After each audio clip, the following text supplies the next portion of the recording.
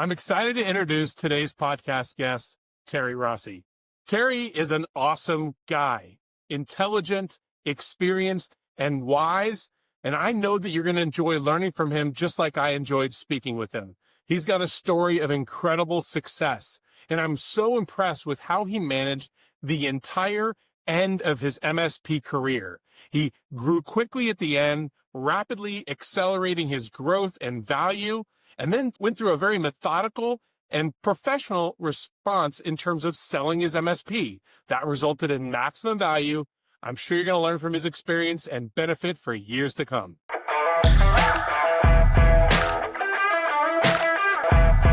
Terry, you are one of the biggest personalities in my mind in the industry. One of those people that has a voice that has been used for podcasts and radio. You've done, I don't even know how many interviews, and I love hearing your story every single time. Thank you so much for joining the GROW Limitless podcast.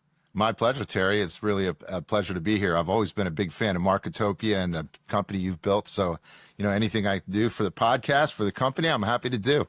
Awesome. That's awesome. Okay, good deal. Well, this story is, this session is going to be all about you and your journey and what got you where you're going, and how can we help listeners that want to grow up and be Terry Rossi when they grow up? How do they learn from the lessons that you've had and benefit from the experience you've had and not maybe get to avoid some of the growing pains that you've had to endure?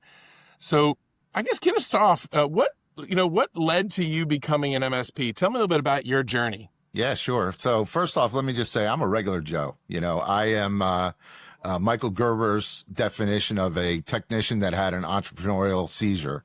I started the company back in, I think it was 95 with my business partner, and we were working in the enterprise space. Around 2008, I discovered MSPs, the managed service provider network, and ConnectWise was actually the first thing I found in the space, and I was in love with it. I thought, these enterprise clients, they don't know what they're doing. They're moving from green screens into client server and networks. They have no idea. So we took the MSP concept and we rolled it into our enterprise clients. They were our first customers, and then we built a team out and started attacking the small to medium sized business.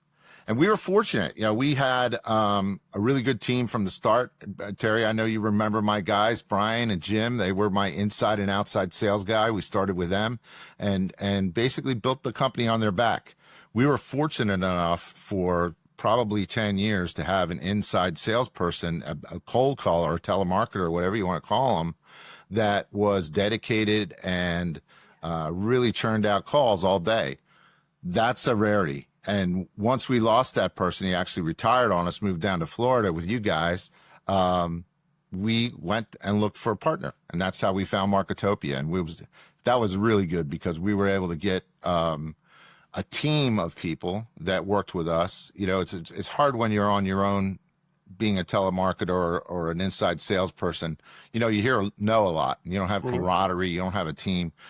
Our caller with Marketopia, who I know moved up the ranks and became a senior leader at Marketopia eventually, was just awesome. And we worked with her for years, and that was a big part of our success.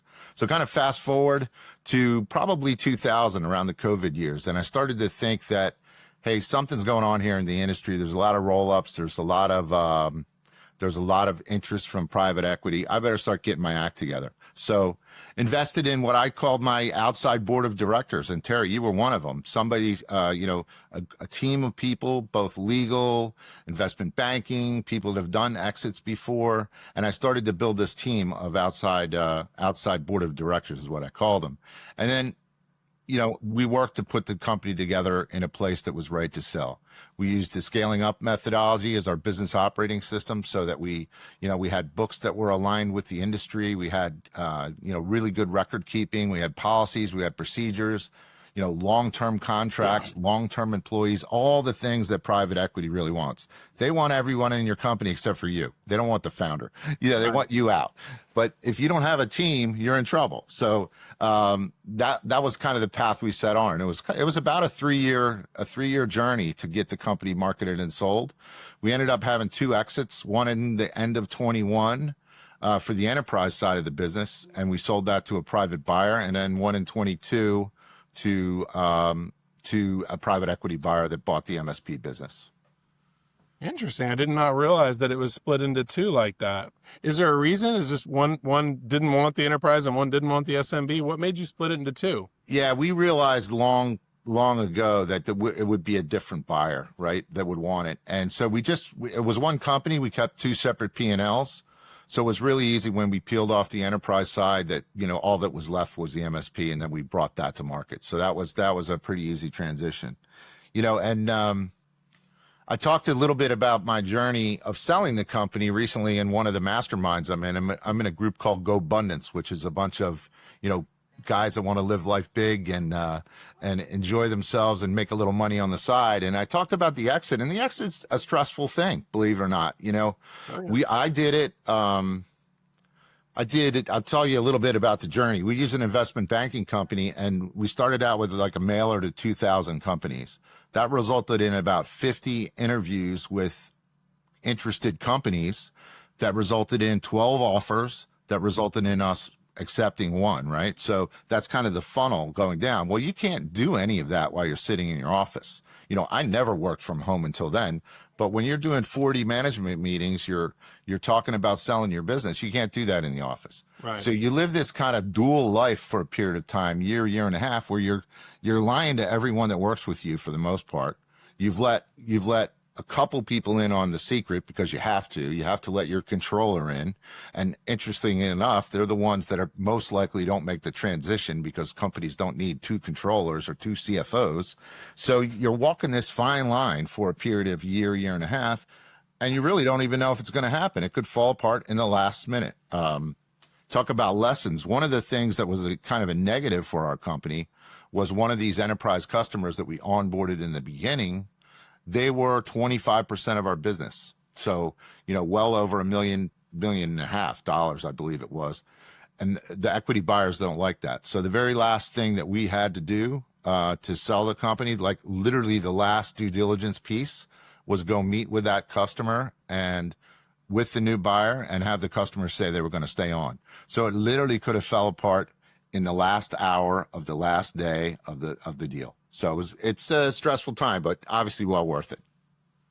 Yeah, it sounds obviously it is worth it. You're living the dreams here. Every time, I see you on social media talking about your life, I'm like, man, how cool would it be to have your own bulldozer? You're like this adult playground you've built for yourself, a bunch of businesses that you're kind of doing more for fun than having to pay the bills. So I love that, man. It's even cool to watch. I guess, tell me a little bit about how you scaled your business. You talked about that methodology. What was it again? Scaling up. It's the Tell me Gazelle's about methodology. that scaling up methodology. How did that work? And what did that do to your business in terms of scaling? I'm curious the impact. Yeah. So, there's two big, what they call business operating systems, the Traction or EOS, and then Scaling Up, which is comes out of the Rockefeller Habits and Vern Harnish and those guys.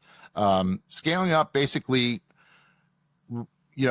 takes the company, puts a leadership team involved, and lets the company look at four basic things: people, cash, contracts, and I can't remember the other thing, but it gives you a methodology. And we used an outside facilitator. Again, I've always been a fan of, not being the smartest guy in the room. So I always hired outside coaches, facilitators, things like that to help move the company forward. And honestly, for guys listening out there, I think that's one of the best things that you can do.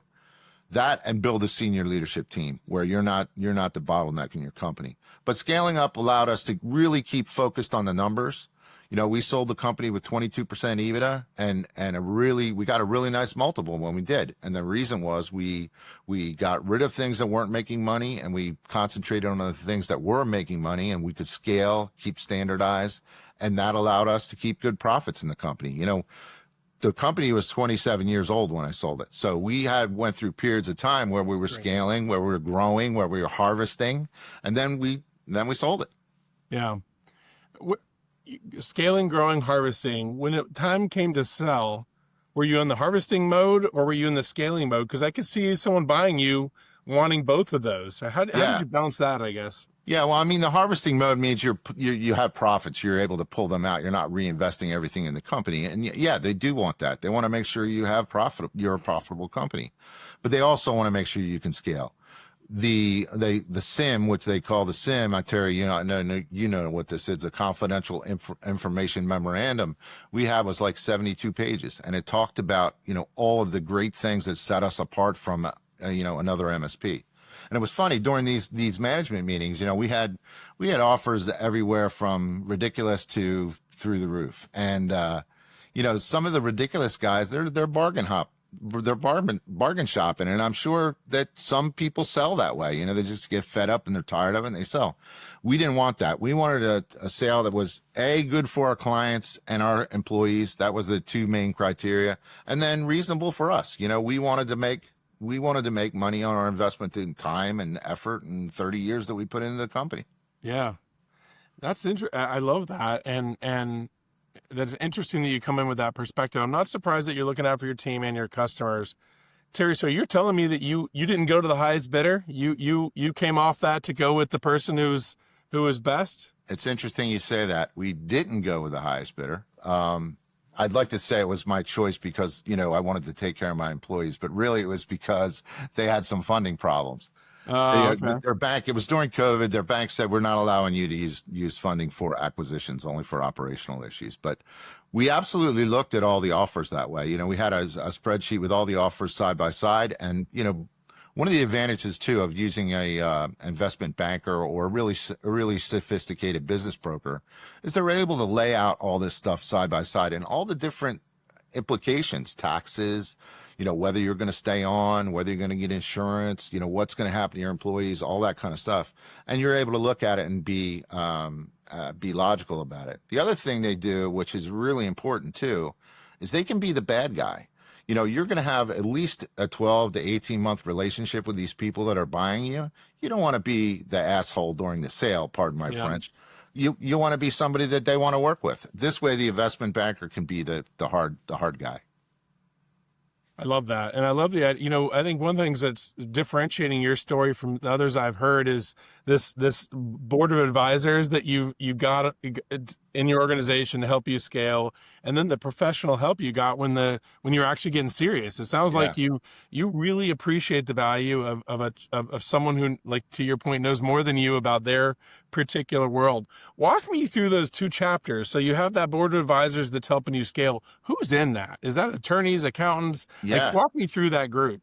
Excellent question. So the board of advisors that we had during the course of our business, you were one of them. We participated in a lot of peer groups where we could learn from other business owners, learn from other vendors in our space. That was kind of the outside world that we had during that. Again, facilitators and coaches that we used. And there were different ones that we used during different periods of the company growth. You don't always need the same coach, during periods of growth.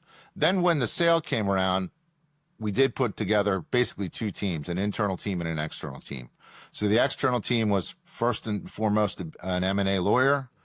Second was an M&A accounting firm.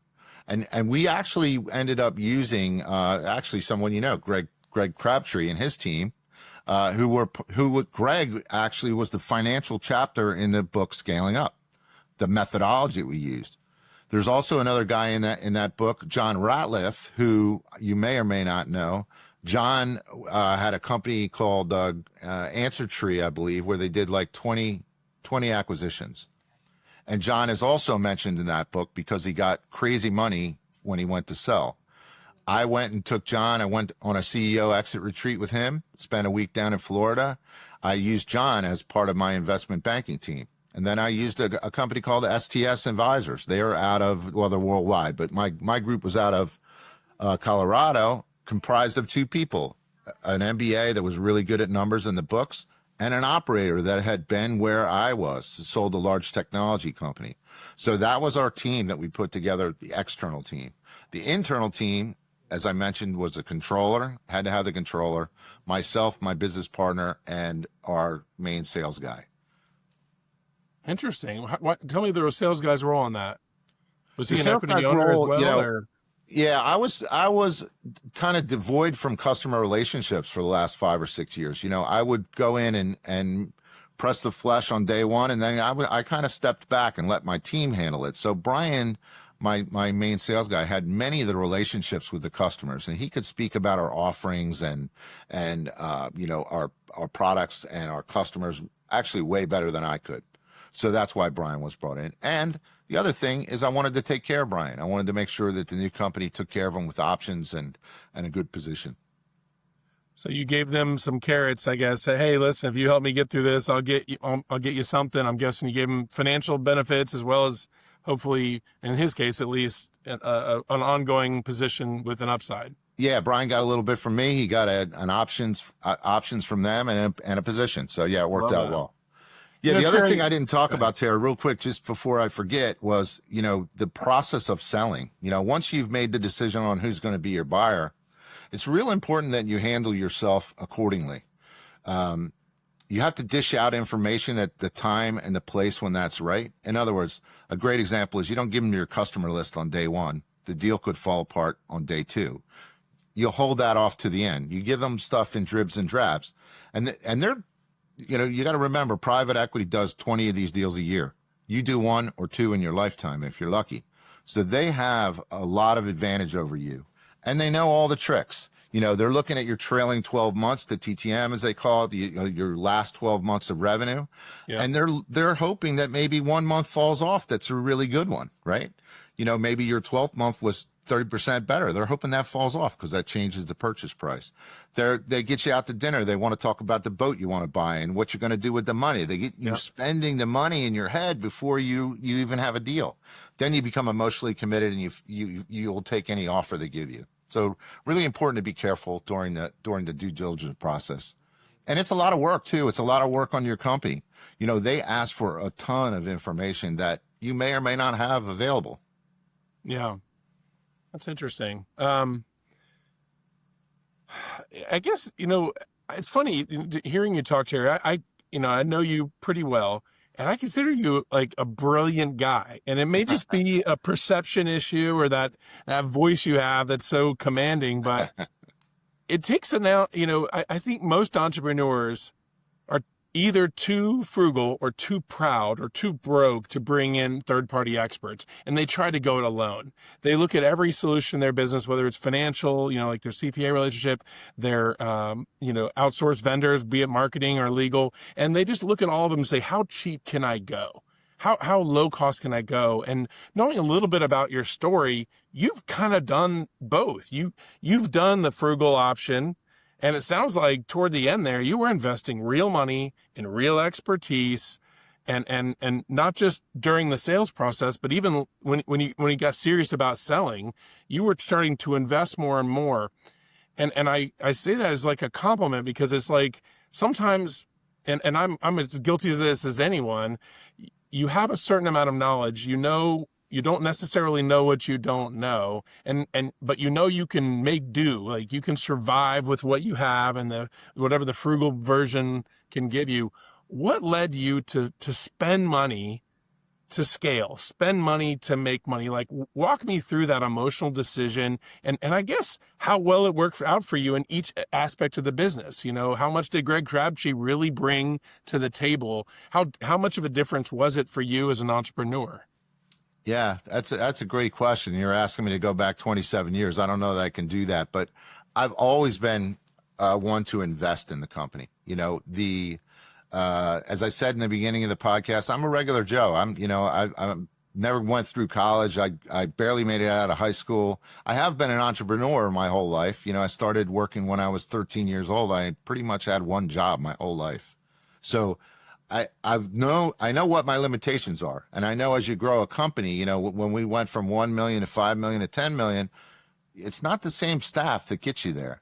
You have to grow your expertise both internally, externally, and yourself. You have to always self-learn. You've known me for probably 10 years, Terry. I'm at a conference. I'm sitting and taking notes. I'm paying attention, and I bring it back to my team, and I invest in our team. Like the scaling up team that we had internally consisted of, service manager, product development person, sales, accounting, etc. I wanted all those people to do better in their job. I wanted to invest in their learning and their growth because it only made the company better. The there were times when we had to invest in sales training, and we did that. There were times when we had to invest in outside financial people like CRI, where we were part of their simple numbers program. And there were times when we invested with you guys in marketing, your tool sets, like I believe you call it the Grow Machine, and, the people that you brought to the table, the assets you could bring. You could spin your wheels and do it. Yeah, you can play with AI or Canva or something. Why would I do that when I can just hire an expert that knows what works and doesn't work and can look across a multitude of companies and know what's working? That was the way I always ran the business. I love that. And I would tell you that puts you in the top 1%, just that train of thought. And again, I'm just as guilty as anybody, right? And it's normal for an entrepreneur to go through this journey because at the beginning, we're all in survival mode. It's not the bounty and there's not money flowing out of our ears and we're just blowing it on advisors. At the beginning, we're like, hell, is this even a business? Can I make a dollar? Can I afford that tech? Can I, I'm trying to survive. But it sounds to me like you reached a point where you're like, all right, I've got where I am. Clearly, there's going to be an opportunity for me to get where I dream about going, and that's an exit. There's a chapter here where I need to get real and get serious and start bringing in a controller internally and getting these external advisors. I'm curious, from the point that process started from you, and you started to bring in real people, real advisors, internal and external, to the point of exit. What did that do to your business when you entered into a serious time about trusting experts to when you sold? How much do you think you increased your valuation? Would you increase your revenue during that period? Yeah, I mean, I would say I could tell you at the beginning, my business partner and I were the revenue generators, right? I was out working with Fortune 1000 manufacturers all over the world, making $2,500 a day. And, Rich was doing the same. That was how the company started. That got us to about $1 million. With a small staff of consultants and people that we were trading dollars for hours for dollars. When I started getting involved in the MSP space, I was angry. I mean, every customer service issue went right up my backside. I was yelling at people. People were quitting. I was really not a great boss. And I was, again, smart enough to realize I wasn't a great boss. So I invested in myself there. I also started building the team. And when I hired a service manager, all of those kind of customer service problems got off my back and onto his. And he was way more equipped to deal with it than I was. So I would say a long time ago, and my very first hire was my outside sales guy. So I've always invested, in the MSP side of the space. But we're a little different. We're a little different than others. I said I had one job in my life, and that was working for an enterprise software company that worked with these Fortune 1000 manufacturers. I was known as the Red Adair back then. I was the guy that they flew all over the world to put out fires and troubleshoot things. And when we left to start the company, it was because Wall Street advisors were telling the software company, hey, be a software company. Don't try to be a services company. Build a cottage industry around you. So we did. So we started the company with like $150,000 prepaid agreement. So I really never had that suffering that other people do. Now, I started another company in February. It's a little bit different. I'm fortunate enough now I don't have to take a salary from it, but we're watching every dollar. We're doing everything ourselves. We're just, we're coming up at the end of the year now. We're saying, well, I guess we got to get an accountant and file some taxes and, buy QuickBooks and all that kind of stuff. So I'm feeling it a little different now at 59 years old than I did at, 27 or whenever we started the company. Well, it's a little easier. It's interesting. I think, as I've done chapter 2, I have 5 companies going right now, but I think I'm 9 or 10 overall. You think it gets easier, but in reality, some things are easier and some things are actually harder because you get, as one business matures, your skill set changes, your perspective on the world and what you do every day changes. Starting over, you're like, wait a minute, I'm the accountant, the sales guy, the developer manager, like I'm everything. Wait a minute, I got to reform who I am and what I'm going to do. But I think, Terry, it's interesting to me. And I think, in my opinion, our industry is filled with really great people that deserve great things. And I feel like some of them operate from a perspective of scarcity. They never graduate out of the like survival mode, like they never say, you know what, though I could do this, should I? Like I could be the marketing person, I could be the salesperson, I could be the accountant, I could be the CFO, like I could do all these things. And then there are some that say, you know what, I'm becoming the constraint to my business. Either my skill set isn't strong in people issues, or maybe I'm not a financial whiz, or maybe I'm not the best sales guy. And they become sort of the reason their business stagnates and struggles. And it sounds to me like you had some of those feelings, and then you said, okay, let me trust this person. Let me bring in this advisor. Let me hire this person. Let me hire this firm. And you sort of built that leadership team that kind of helped you get to the next level. And then when it came to sell, that's a valuable thing. It's like, holy cow, Terry, you're really not that important. You've built this great team. I can buy this organization and I'll pay a premium because I don't have to worry about the whole thing falling on its face if you walk away. Talk to me about that, I guess. Did you have that feeling? Is that something you agree with or no? Oh, yeah. I mean, I first, let me just say something, because you mentioned it a couple of times about being frugal and watching where you're spending your money. We had a rule in Pix. We had two things that are worth sharing in the early days. We had the death of Pix spreadsheet. And that was, can we hire this guy, or is it going to put the company out of business? And, we had a 3 times rule. We needed 3 times the revenue to cover the guy. If we could do that, then we'd hire him. If we didn't, then we wouldn't. So we were frugal, and we had a mantra that said negotiate everything. We would try to negotiate with every vendor we could, but we weren't ridiculous about it. We wanted to make sure that that we were getting value, and that the company we were working with, Marketopia, for example, wanted to work with us. We didn't want to alienate them out of the sales process. So that was one thing. The point about the team and me kind of distancing myself from the customers, I think that was a huge part of us getting the larger multiple than most people get. They want a team. They want a company that operates without the founder. They'd like to throw you out day one.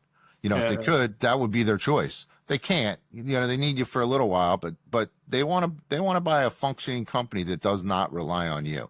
So the guys that are single shingle, or even the guys that are small and not investing in team, just have a bunch of worker bees.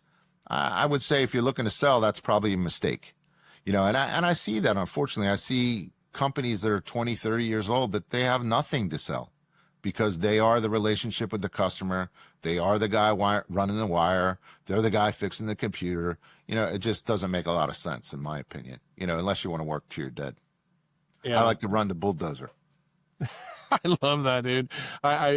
To me, when I first heard about that and you told me the stories, I'm like, that's like every 10-year-old's dream. Like, I want to be a bulldozer operator. I want to be a fireman. I want to like push dirt around and dig holes. I'm like, how cool is that as an adult? It's like, I'm going to bust my hump my entire life and achieve the dream that I had for myself when I was 10. Like, I'm going to literally do what I want to do, and I want to have fun doing it. And I feel like, Terry, you did what it took to get yourself in a position to be able to do what it is you want to do in the golden years of your life. Like, you're not old. You're still young enough to enjoy it. You're still, I guess, with it enough to have appreciated that journey. And I really appreciate you sharing that journey with the listeners here. All right. So I feel like, that's one of the big chapters, is sort of getting these advisors, scaling the business, really getting it to the next level, maturing it so it's more attracted to the buyer. Talk to me about, I guess, the valuation. If you'd had to put a number to what your business was worth before you started to bring in those advisors, and had to like guess what you think your business would have been worth then, and then what it ended up selling for, what's the dollar amount, or if you don't feel comfortable sharing, what's the percentage change in valuation that you think that this chapter in your life where you brought in that expertise, what was the ROI on that? Yeah. I mean, it wasn't cheap. Let's be honest. It's not cheap to do that. You're giving away a portion of your sale to a bunch of people. But we sold at a 14 times multiple. And I think for the time we sold, that was really good. I think it would have been 8 or 9 without them, if we could have even bought it across the finish line. You know, What? Wait, you sold it for what was your multiple? 14 times multiple. What? Yeah.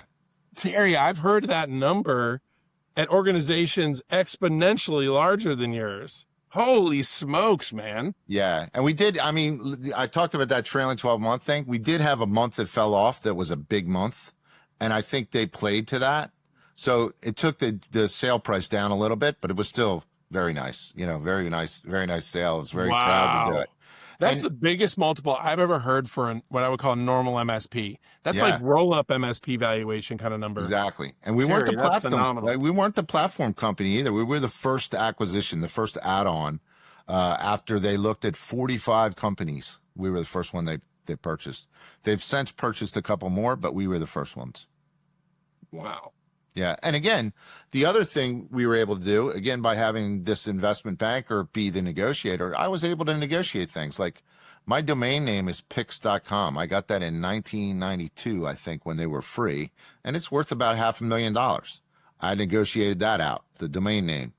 I negotiated a 3-year lease on my building that I own that now they're leasing for, $100,000 a year, or whatever the number is. So there were all these little extra things that I was able to kind of make part of the deal, including my employment for another couple of years and my health care and that kind of stuff, that I think, unless you do this every day, you're not smart enough to think about things like that. Pix.com was of no value to them. They weren't going to do anything with it. So they didn't care to give it to me, but it was worth $500,000. I just got it appraised about a month ago. So there's advantages in certainly working with people who know what they're doing. Like I said, private equity does this 20 times a year. They're going to be eating your lunch if you're not prepared. And there's cheaper ways to do it. There's books up here. I have books on exits up here, and there's things you can go through. But you really want a team. You really want a team. And during the course, you asked me about these outside advisors and board of directors. I mean, you were certainly part of that, Terry. I mean, you were definitely 100% part of that and part of growing our business. And Marketopia was too. It was a pleasure to find you guys, and it was right in the beginning, if I remember right. We might have been one of your first couple sales. I know we were Jeff's first sale. Yeah, definitely early on, man. We just celebrated our 11th birthday, so Wow. There's been a lot of stories told, I guess, and stories written, but you're definitely one that I look back on. I'm like, you know what? If every customer could just be like Terry Rossi, right? Because I think a lot of people struggle to let go and to trust. At the end of the day, when you talk to Marketopia and even just every quarter and year thereafter, as we're deciding where to morph things to, your approach wasn't, what's the cheapest thing you can do for me, or how cheap can I make this, or how little can I do, or whatever. It was more like, hey, listen, my goal is to scale. How do I get there? And it sounds to me like the ROI for following that advice is a heck of a lot higher than it would have been had you been a little more, solely focused on frugality and getting the least you possibly can to feel good about yourself. Yeah. I think a lot of people in our industry, like, that is the problem. They get the cheapest CPA or no CPA. They get the cheapest internal accountant or no internal accountant. They get the cheapest marketing solution, the cheapest salesperson. They want, it's like a scarcity mindset where it's just like, how frugal can I be to still survive? Whereas you're like, you know what? I want something big out of my life. I want north of 10 times EBITDA. I mean, geez, Terry, that's phenomenal, dude. Yeah, you bring up a really good point too with the frugality. I think it is definitely a mindset thing, and it's not one that I always had, this abundance mindset. I think, there's that old saying, you are the sum of the 5 people you hang around with. I think if you hang around people that are frugal and that are have a scarcity mindset, that's what you're going to have. I think it's important to surround yourself in peer groups, in networking organizations, whatever, with people that are forward thinking. They want to give back. They're charitable. They live a good life. Those things pay back dividends. You may not see them right away, but they pay back dividends. Absolutely, they do. Again, I'll talk about our relationship, you and I. Just the fact that we've been remained in contact for 10 years. I've been out of the industry 3-4 years now already. Wow. Just the fact that we remain in contact, and I love your wife and I watch your family grow. It's a testament to the business relationship that we built that turned into a personal relationship. Yeah. I know if I'm down in St. Peter or wherever you live in there, I can call on you. I was hoping to be in Pinellas Park today and do this in person. Yeah, man, Terry, you're way more than invited. You are openly welcome to stay as long as you want. You can stay in my home if you want, my office, and work out of That's here. great. Heck, I have an RV. If you want to like camp out in the RV, you're welcome to take it down to the beach and do that. I value, it's interesting. After I sold, I had a period of time where I'm like, now what? Like you have the rush of the sale, you have the deposit in your bank account, the payment of the taxes on that, sort of the settling of the whole situation. And in my case, I had a year-long kind of a period where I needed to stay for a year. So I stayed 366 days and then resigned. And to me, it was a time in my life where I wanted to make a difference. I knew that. And at the time I was doing a lot of public speaking. And then, that fateful day in Atlanta where that local MSP there said, "Hey man, could you help me out?" And that was like the kick in the pants I needed to say, you know what, sometimes helping people is more than words.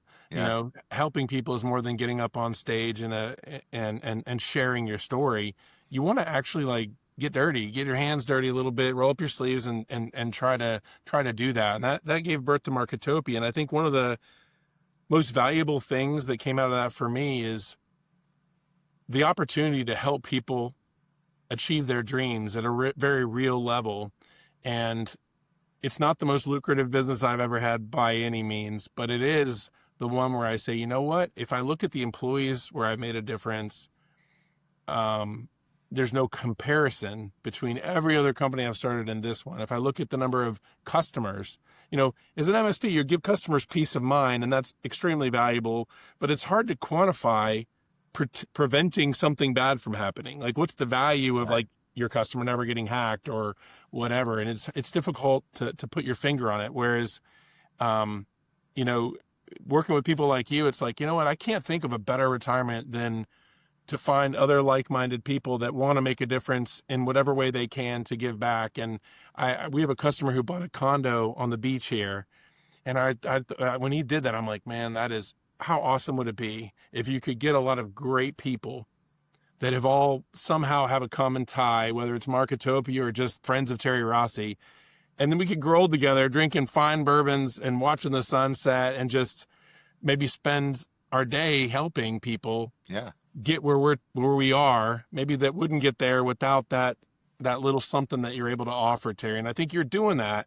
You're doing that here, but you're also doing the other aspects of your life.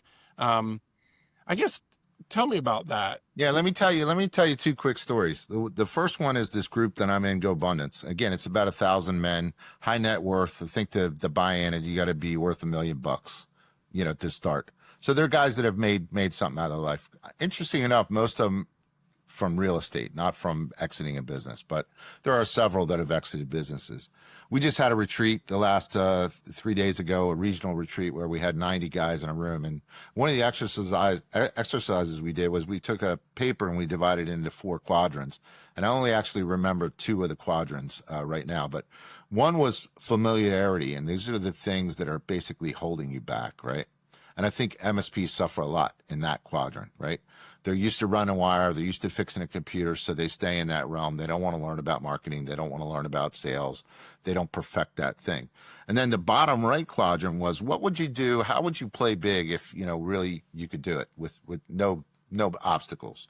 And what I wrote down was, I would like to start another business that made a real impact on the trajectory of the world, because I think the world's in trouble right now. I think we're look at the events of this week. Today is September 11th, or yesterday was September 11th. I mean, even going back to the tragedy in New York City, we're on a path and it's not that great. And I think it's easy for guys. I don't think you even have to be successful. You just have to put some effort into it to make an impact on the world and change the world. So that was one thing that happened just this week. And part of that group, we do something called a one sheet. And a one sheet is basically the top of the sheet is your financial situation, your inflows, your outflows, your net worth, what you're giving charity wise, all that kind of stuff. And then the bottom is a bunch of groups of things, bucket list things you want to do, health things you want to do this quarter, family relationship things you want to do, things with your tribe, etc. And, one of the things that I thought about that I wanted to do was mentor two entrepreneurs, younger entrepreneurs, one mentor session. I'd like to say I'd mentor them forever, but I can't do that for free. Right. But sit down, have a lunch with them, and impart some of this 30 years of wisdom that I've had, and again, I'm not the sharpest tack in the box, but I have 30 years of experience and I did pretty well for myself. And I think there's value in that to pass that on to these younger guys. Oh yeah. Try to change their mindset a little bit. Yeah. No, I've heard you do it. I've been in part of conversations where, I don't know if you even appreciate the difference you make sometimes, even me, I'll be honest with you. I've learned from you and have a lot of respect for the wisdom that you have. You've been through things, and even your perspective on things to me is something that people can learn from and maybe make their life a little bit better because of it. That means a lot. Thank you, Terry. Yeah, no problem. Terry, so if I'm an MSP and I want to get where Terry Rossi is right now, right? That's my dream. I want to literally drive a bulldozer, invest in restaurants, start little startups just for fun, but be financially secure and my family not have to worry about a thing. What advice would you give me? Give me some nuggets of wisdom that maybe we haven't talked about so far. Yeah, I would think the very first one, in my opinion, is learn how to sell. I think your business doesn't go anywhere unless you bring revenue in the door. So learn how to sell, or build a team that knows how to sell. And if you're going to do that, learn how to manage them. Make sure they're on their activities and they're getting things done. The second thing is make sure you deliver what you sell, right? And this is common sense stuff, but I see people not doing it all the time.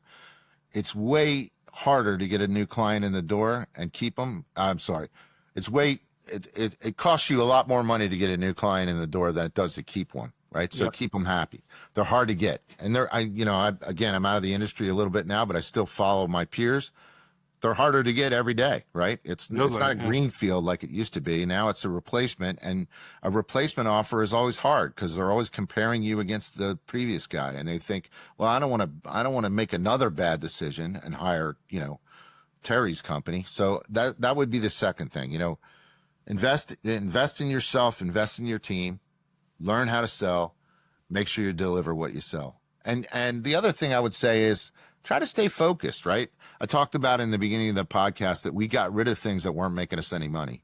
If you're doing an occasional wiring job and you're not making any money, find a wiring partner and stop doing wiring jobs. That's just an example, but don't try to build your own BDR on Linux if you can go buy one from Datto or whoever. Just be smart about it. Don't think you need to own all the marbles in the box. You don't. You just need to control them. Yeah, I agree with that. Very cool. Terry, what's next for you, man? What's your next 5 years look like? Yeah. Are you going to be heads down this new business and build it up and sell it for millions, or is this a hobby? Walk me through what's next for Terry Rossi. Yeah. So after the sale, I did a bunch of investing. I invested in, as Terry mentioned, a bunch of restaurants and wedding venues, golf courses. So I'm a partner in a bunch of, I'm a limited partner, a general partner in a bunch of things, but I don't have any operational duties there. So that's just kind of money out there trying to make money. I also live on a farm, as Terry mentioned. I live on a 50-acre farm, so I have tractors and bulldozers and excavators and things I can play with in the pond.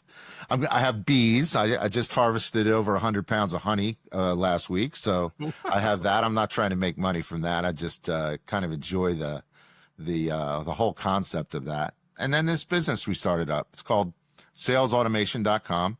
It's based on a really good platform that combines CRM with AI and automation.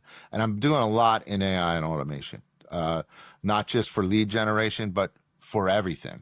For example, I built a little app the other day that I'm like you, Terry. I have 5 different businesses, and I get a receipt. I get a receipt in, and all of a sudden the receipt goes in the shoebox, and that's really the end of it. Well, now I take a picture of it with my phone. It goes through an AI engine. It tells me the IRS categories I can store it under, and it stores it in a Google Sheet so that I can just give it to my accountant. So I'm having a lot of fun doing things like that. And again, I'm part of a bunch of these micro tribes where we're sharing knowledge in different topics, exploring that kind of stuff. The business, I think we can grow it. It's 100% recurring revenue. It's one thing I learned from the MSP business, and I carried forward to salesautomation.com, is that I don't want any receivables. I charge a credit card on the first of the month. That's it. There's no receivables. And that's something I don't miss, let me tell you what. Chasing money. Yeah. Yeah. So that's a beautiful thing. I love that. And I think it could go somewhere. I think we're making real changes for people's businesses.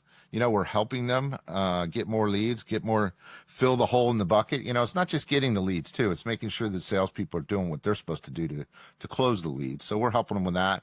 And I'm enjoying myself. I got a new granddaughter. I got 2 grandsons, and I got an RV too. I bought an RV, Terry, and hope to travel the world. Then I had a brand new granddaughter. So Wow. it's parked in the backyard, so to speak. Well, no, I'm putting in connections here at Marketopia, so you could just set up your command base here whenever you want. There you go. Yeah, and I cannot promise that I won't come into the RV and join you for a cup of coffee or a drink There you after go. work. I got to That's hit you up for a awesome. golf cart too. Yeah, there you go. Love it. Love it. Terry, what's your legacy? Oh, great question. Fast forward me 10 or 15, 20, maybe 50 years when you're sunsetting your life and getting to the permanent rocking chair position. What do you want your legacy to be? What's your legacy? Yeah, I wish I had my briefcase here because we actually just went through all this Oh, this really? last weekend. But I remember the very first thing I wrote, that I was a imperfect man, but I tried my best to love everyone that loved me, and that and to be a good man. I think that would be the best thing I could leave for my kids and my wife. I would like to be remembered as somebody that gave back, that helped people. Yeah, I don't know. I don't care about generational wealth, to be honest with you. My kids are 31 and 41, so they've made their own life and they've built their own wealth. So I would love to give them that, but if I can't, that's okay too. I know they're going to be okay because I raised good kids. My wife raised good kids. Really, I was the guy out working all the time. But yeah, I hope that's my legacy, Ter. How about Yeah. you? What do you think your legacy is going to be? I don't think I'm that different from what you just said. I think, there are pros and cons to me. And my hope is that at the end of the day, when people look back at my life, they focus on the positives and the impact that I made. And hopefully I touched people in such a way that it helped them in their personal life and in their business life. And I made a difference. And at the end of the day, if you can accomplish that in your business life and then create great kids. I've got 3 young men, one, 1 turns 17 next week and one's 19. And I hope they have a positive impact on the world and make a difference in their own right, based on what I've instilled in them. So that's what I hope as well. And at the end of the day, hopefully the world's a better place because I was in it. Yeah, I'm sure your kids are going to be great, and I know the world's a better place because you're in it. And you don't talk about this, at least I haven't heard you talk about it a lot, but you employ a lot of people, and a lot of people that need employment. They're not rocket scientists, and I don't mean that in any way derogatory. They're people that need a career, need a job, and you give them a path for that. That's something really admirable too. Yeah. It's something that the IT business doesn't really afford the opportunity to do very much. Yeah, it's true. So I think in this next chapter of your life, you'll be able to make an impact on those that need it the most too.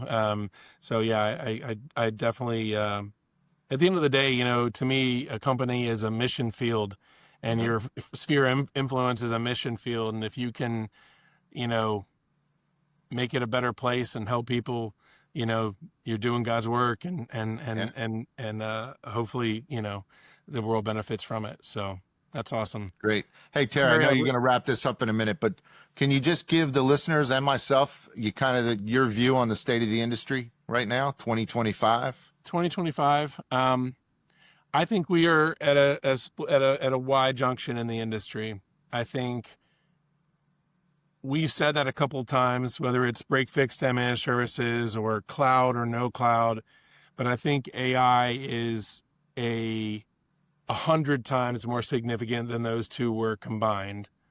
I think for those that embrace AI, and there is no better industry outside of the utilities, the power generation industry, to capitalize on AI more than MSPs, because I see every business in the world needing help when it comes to agents, automation, robotics, basically leveraging technology to become competitive price-wise with other people, to offer a good quality service. You're going to have to embrace AI, and MSPs are uniquely positioned to benefit from that. I literally can't think of a better industry to be in right now than managed services, but that's only for those that are brave enough and disciplined enough to follow that path. If you're put your head in the sand, and want to say, well, I didn't really embrace cloud and I'm still here, I don't think you exist. And matter of fact, I think you're living in a rough life in 5 years. Whereas I think a really great MSP, you're playing with your tractor, but I think an MSP is going to manage thousands of Tesla robots. I see millions of agents, digital agents working, and MSPs helping businesses navigate that, and then managing robots. I think the future of our industry is extremely bright. Yeah. And I think there's a lot of money to be made, man. I remember when I got into managed services, there was this freaking hellish application called Microsoft Exchange that led to more heartburn and gray hair and lost hair than anything. And then cloud made that better. But I look at AI and I'm like, man, if you can get an agent that you build for $300 a month and you sell it for $600 a month, and it gets better and better every day, and it doesn't ever need to be changed, and you're just going to literally have a residual income stream for life for $300 adjusted for inflation, I think you can probably create a pretty killer residual income stream that people are willing to pay for. Yeah, for sure. Yeah, that's what I think. Just for the listeners, I've been out, I think I said 3 years, but it's 2 years that I've been out now. And prior to that, in your peer groups, I forget what your peer groups are called, Terry. The GROW community, yeah. GROW community, yeah. Terry was going, why don't you guys become AI consultants? 2 years ago, and you didn't have any takers, right? Nobody was even interested in talking about it. You were ahead of your time. You were thinking about it then. Yeah. Yeah, well, very cool. It's not hard to see. I think one of the benefits that you and I have is that we're in it, but not in it. We're able to kind of look back a little bit because, and I get it. As an MSP, another thing is just the last thing you want. It's like, look, I can't even handle what I'm doing right now. I'm poking holes, filling holes in my fingers, trying to keep the boat from sinking. I'm trying to survive. I'm trying to make payroll. I'm trying to grow. Now you're saying there's this world-changing thing over here that if I do it, it's wonderful. And if I don't, it's the end of the world. It's a stressful thought. I get it. But at the same time, it's like you and I just have this ability to step back right now and go, geez, guys, there's going to be billions of robots out there. Who's going to take care of them? Like, who is that? Is that Verizon? I don't think so. Is it, Florida Power and Light? I don't think so. Who else is it if it's not an MSP? So we have an advantage that other people do, but I hope that there's a lot of people out there. Arlen Sorensen's one. There's a lot of people out there that are trying to get people motivated to do it. But at the end of the day, it takes courage. It takes discipline. It takes advanced thought. It takes a willingness to trust other people and trust the advisors that you did that resulted in the exponential growth to your personal wealth and those around you. And I just hope that one of my goals with the GROW Limitless podcast is for people like you to have a voice. And you're like, you know what? Listen, follow, help, avoid the problems that I had to deal with and benefit from the good decisions that I made. Yeah. And hopefully everyone that listens to it is just a little bit better off for it. Yeah. Awesome. Great stuff, Terry. Awesome. I'm so glad you keep doing what you're doing. Thank you, buddy. I appreciate you. Thank you so much for your help. And I meant that open invitation, buddy. I'd love to see you come on down and host you at the house or at the office or both, buddy. I appreciate you. You're my best to your family. Thank you. All right, we'll do. Same to yours. Bye-bye.